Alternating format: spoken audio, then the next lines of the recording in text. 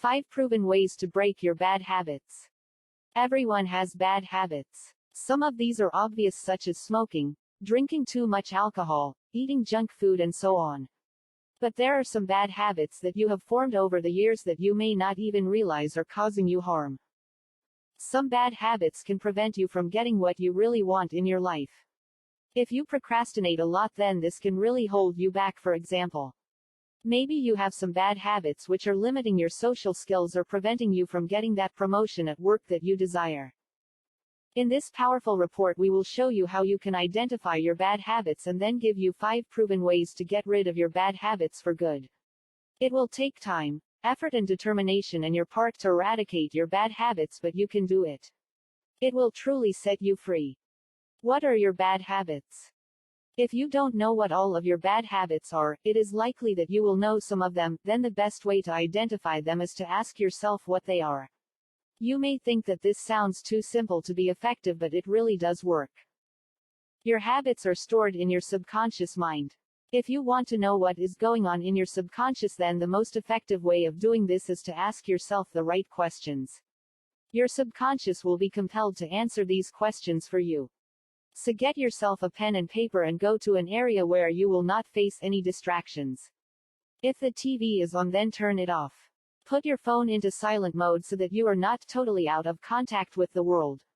This is the most important question to ask yourself. What are my bad habits? Surely it is not that simple. Yes, it is. You need to be committed to want to identify your bad habits. That is all your subconscious mind needs to provide you with the answers.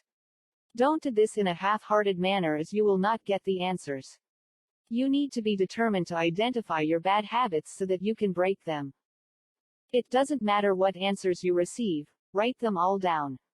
If you have a long list of bad habits, then don't worry, you can break them all. Not receiving answers to the question is more concerning. Just focus on the question and keep asking yourself. Something will definitely turn up. The process of eliminating bad habits.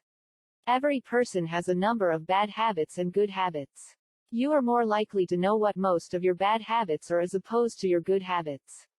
If you followed our advice in the last section, then you should have identified your bad habits. So what do you do now? There are many people that admit that they want to stop all of their bad habits, but the problem is they don't really know how to go about this in the most effective way. They try different methods and find it to be a real struggle to rid themselves of their bad habits. If they make any progress, it doesn't last long and the bad habit returns. The first step to ridding yourself of a bad habit is to know what a habit really is. In the most simple terms, a habit is a behavior routine that you repeat often that is triggered in your subconscious mind. Because your bad habits, and good ones, are rooted in your subconscious, it makes it difficult for you to identify them.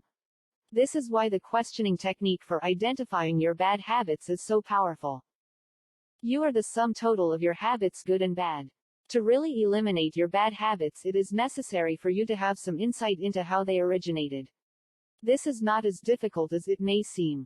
The formation of any habit is a process. There are 4 parts to the habit formation process, which are 1. The trigger. 2. The craving.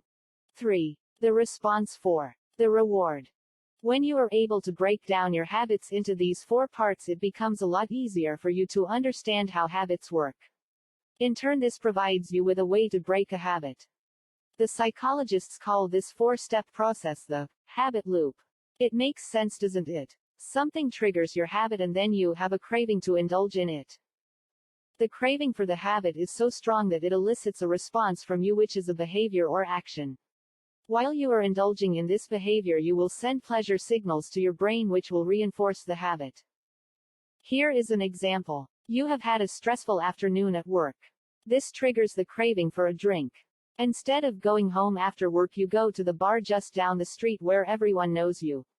You spend all night in the bar, which sends pleasure signals to your brain. The 4 elements in the habit formation process form a neurological loop which enables you to create new habits and put them on autopilot. As soon as the habit is triggered, you will follow the routine automatically. It is not really automatic, but because it happens so fast, it certainly feels like it is. The good news is that there are a number of effective ways that you can eliminate the bad habits from your life. Some of these are going to be more effective for you than others. This is because we are all different and have certain inclinations and unique circumstances. So let's take a look at the 5 most common ways of eliminating bad habits. This is a classic way of eliminating a bad habit that has been around for a very long time. It is probably the hardest method out there and takes an incredible amount of willpower. A lot of people that experience a certain amount of success with the cold turkey method report that the bad habit returns after a while. What is cold turkey? Well, it means that you just decide to stop the bad habit from this point forward. So if you smoke cigarettes, you can just stop smoking them. Cold turkey is used a lot to wean people off of a hard drug addiction. You may have seen documentaries on TV about this. It can be a very tough road to shake off an addiction. Eliminating bad habits using any method is not going to be easy. The reason is because all of our habits are deeply ingrained within us. Bad habits often trigger repeats, and when this happens, the old bad behavior quickly comes to the surface. Unfortunately, it is this triggering that makes cold turkey the most ineffective of the methods that we will share with you in this report. If you go cold turkey and you are unable to sustain the breaking of your bad habit, then this can leave you feeling resentful and that you wasted your time. This can be a crushing blow for your self-esteem. You tried and you failed. It wasn't possible for you to pull it off. You do not have the resolve or the stomach for a fight like this. Can you see how this can happen? That doesn't mean that cold turkey never works though. A lot of people have quit smoking and other bad habits using cold turkey. They had to endure a lot of pain and anguish to achieve this, but the reward for giving up smoking was so great for them that they pulled it off. Breaking a bad habit with the cold turkey approach is very good for you as a person. It demonstrates that once you put your mind to something, you are going to follow through with it. This sends powerful signals to your subconscious mind, which will help you to persevere with other tough challenges in the future. There have been a number of studies that have shown that the brain stores habits in a different way than it does other memories.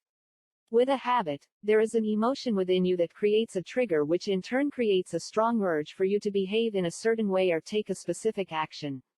So what does this mean? Well, one school of thought is that habits are hardwired into your brain, meaning that there is no way you can remove them. So after you have formed a bad habit, it will remain there for the rest of your days. This would explain why a lot of drug addicts return to their bad ways after rehab. But it doesn't explain why some do not. Another school of thought is that you do not eliminate a bad habit, but you override it. Instead of performing the old routine when the habit is triggered, you will perform a new routine, which is good. You are effectively reprogramming your brain to take another course of action instead of the old one. To make this work for you, the new routine has to be a lot stronger than the old one for the override to stick. The science of neuro-linguistic programming, NLP, works in this way. It is an effective method for interrupting old destructive patterns and replacing them with new ones that are beneficial to you. This does work and can be very effective. What you are doing here is changing your existing habit loop. The trick is to replace the original loop with another that means more to you. It brings a greater reward. So if you smoke cigarettes, the next time that you have an urge to smoke, you can replace this with something else. You know that this is bad for your health, so you replace the smoking routine with something that is good for your health, like some gentle exercise. If your health is more important to you than the kick you get from smoking, then this will work.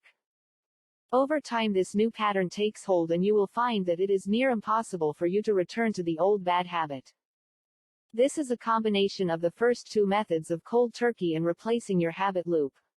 For people that really want to get rid of their bad habit but know that going completely cold turkey is not going to work for them, this is a good method. What you have to do here is to take a close look at your behaviors and identify the triggers for the bad habit. By doing this, you can take small steps to gradually limit your indulgence in your bad habit. A good example of this is to cut down the number of cigarettes that you smoke each day. So if you regularly smoke 20 a day, reduce this down to 19, then 18, and so on over a period of time. It is a good idea to do this on a weekly basis. So week 1 you will smoke 19 a day, week 2 18 a day, etc. Having a regular milestone interval, such as a week, forces you to work towards the next milestone, from 19 to 18 a day for example. If you do this consistently over time, then these small changes to your bad habit will help you to stop it altogether. If you have a craving for candy, then work out how much candy you consume each day. Reduce this over time until you hardly eat any candy at all. The same goes for drinking alcohol and other bad habits that you may have. This is not a perfect method, but it does work. We recommend that you assume from the beginning that you may slip occasionally when you are using this method. If you do slip, then don't beat yourself up. Just get back on the horse the next day and continue with your good work. If you can quantify a bad habit, how many times do you do it over a certain period such as a day, then this method has a very good chance of working for you. It does require discipline and persistence, which are good character traits for you to develop anyway. One of the most effective ways to break a bad habit is to starve it of attention. Other methods of breaking bad habits force you to focus your attention on the negative aspects of your life. This is not always the best thing, as it can seem like a restriction in your life rather than helping you to become free. People don't like to miss out on something good. If drinking 10 bottles of beer a day makes you feel good, then not doing this will make you miss this feeling. If that pleasurable feeling is really strong within you, then giving up drinking those beers is going to be a tough thing to do. When you focus all of your attention on eliminating a bad habit, you will find that you spend the majority of your time each day watching what you do. This is really tough on you because you feel like you are depriving yourself of a pleasure that you have enjoyed for a long time. After all, your habits, good or bad, define you. Deep down you know that stopping drinking 10 beers a day is the right thing to do. It is going to cause you health problems down the road, and you want to avoid that at all costs. But drinking those beers helped you to cope with life better. It helped you to relieve stress and anxiety and made the world seem like a better place. So what do you do here? Well, rather than focusing on your bad habits and what you can't do, make a commitment to focus on new activities that will provide a much greater contribution to your life. These will become your new good habits. What you are doing here is funneling all of your energy into good habits that will improve your life in different ways rather than trying to avoid what is wrong with your life right now. This method does work and is effective, but you will always need to be on your guard, as those bad habits can resurface if you lose your focus and your new empowering habits. Now, you might not call this a bad habit breaking method, and that's fine. But we felt that this was so important to include in this report. Whichever way you choose to break your bad habits, this will be extremely beneficial to you and will provide you with the motivation that you need to continue. Think about the last, small steps, method. If you have committed to smoking one less cigarette a day each week, then you need to check that you are actually following the plan right. So in the first week you went from 20 a day to 19 a day.